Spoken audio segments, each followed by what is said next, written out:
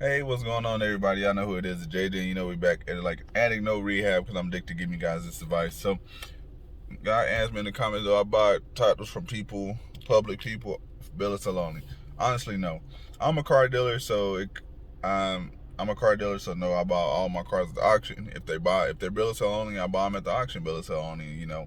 I'd rather buy from the auction. At least I can. So at least when I go get a Title 42, I can say, hey, I got this car from the auction, and they got the car from this place, and this person got the car from this place. So I have a trail of where the car came from, so I don't run into any issues when I do a Title 42.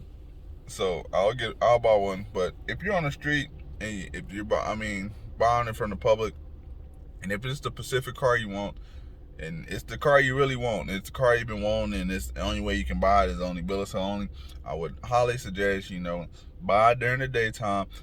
Make sure you're at the tag agency DMV, calling them, making sure the car is not stolen, make sure the car is not salvaged, make sure the car doesn't have any liens on it.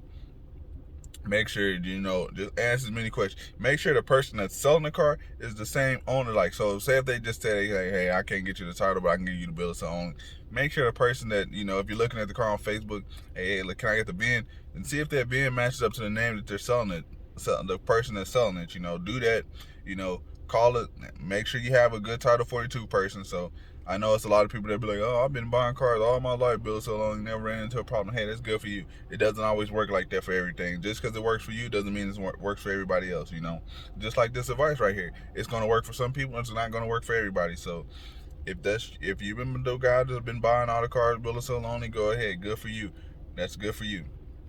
But it's too many people that I see get screwed over because it's people that I've sold cars to that turn around and sell the car to somebody, and then they just get a person a bill of sale. Like, no, because they never registered the car. And so now it's a big old headache because now the person that bought the car that I sold the car to sold the car, and the person they bought the car, they can't get a hold of the person that sold them the car. So now so now they're calling me like, hey, I bought this car from such and such, and there's really nothing I can do. I mean, it's some things that I can do that kind of help the situation out. It just depends, but it's really like you're gonna get screwed out of your money because why get screwed out of your money if the person don't have a title? It's kind of like why don't they have the title? Did they buy the car originally bill of sale only? So then if they bought the car originally bill of sale only, so now you have to worry about the person before them where they get the car from. Was their car stolen? All that. So you have to worry about too much. A duplicate title costs $10 to $11 here in Oklahoma. I think it's like 10 or 11. And I don't know if I'm gonna just say $20. So if the person can't pay $20 to get a duplicate title to have the title, then make sure you call the DMV, get that VIN number. Make sure you call a Title 42 person. Make sure they can ensure you that they can get you a title, because you'll really just be out there wasting your money with a bill of sale only car. And then you're driving around with this bill of sale only car. You can't get it registered in your name. It's just too risky, because if you buy a car bill of sale only, especially because I know a lot of times people, people work, so a lot of times they buy the car at nighttime. So at nighttime you can't check anything unless you just got access to that information. But at nighttime you really can't check anything.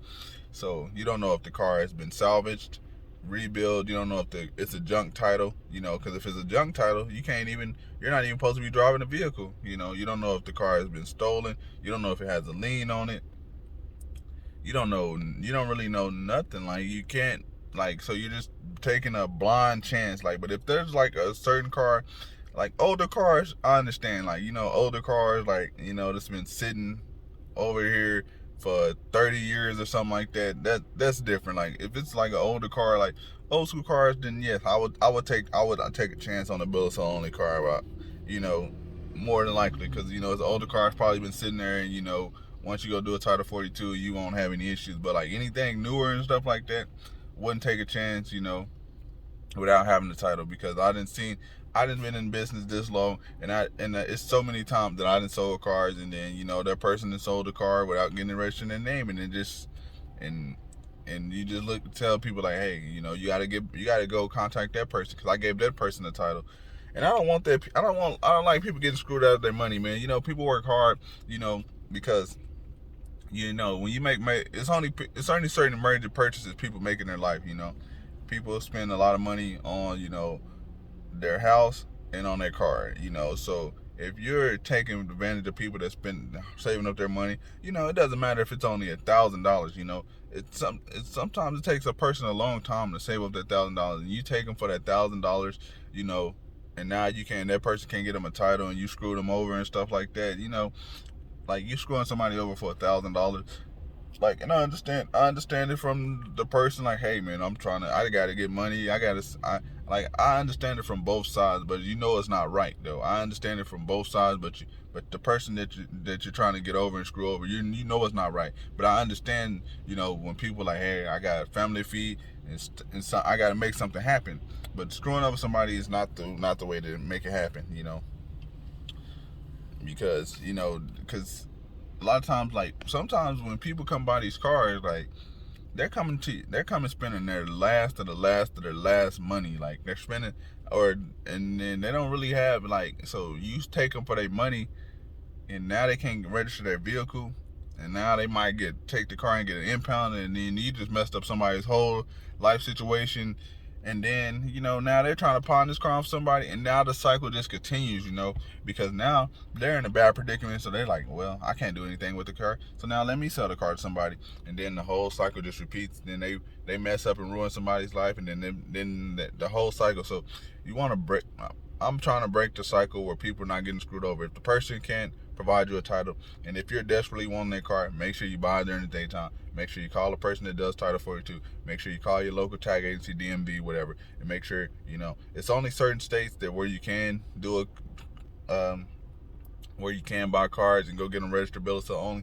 If you want to make sure you look that up, and if your state is the one, then do it, you know. But I'll still, like, if it's still a bill of sale only, I will still wait till the daytime to buy, because I will still want to make sure it doesn't have any liens, make sure it's not salvaged, junked, or anything like that. I will want to make sure all of that stuff before you actually purchase the vehicle. So if you haven't already, you know, like this video, share this video, because it should help somebody out. It's help you out. Pass the information along if you're watching the video. So you know, that's all. That's what these videos is for. For me to give them out to you to do what you want to do.